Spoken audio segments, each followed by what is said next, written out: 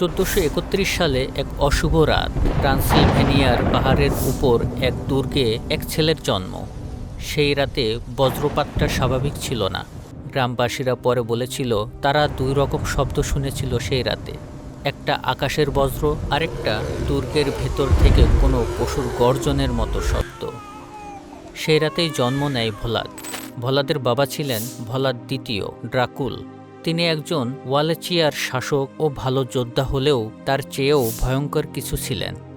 সে ছিল order of the dragon নামের এক গোপন সংঘের সদস্য, একটা সংঘ যারা অটোমানদের বিরুদ্ধে লড়াইয়ের শপথ নিয়েছিল আর যাদের আচার অনুষ্ঠান নিয়েই খ্রিস্টানরাও ভয় পেত।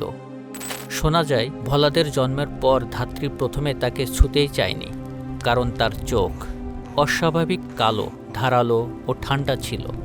এক প্রহরী বলেছিল নবজাতক ভোলাদ কাদার আগে নাকি পুরোপুরি হেসেছিল, কিন্তু কেউ তার কথাই বিশ্বাস করেনি।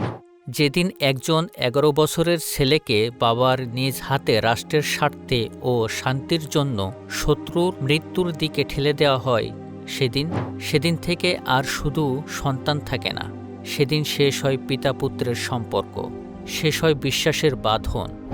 ভোলাদ যখন 11 বছর বয়সী, সে প্রথমবার বিশ্বাসঘাতকতা দেখে তার নিজ বাবার থেকে।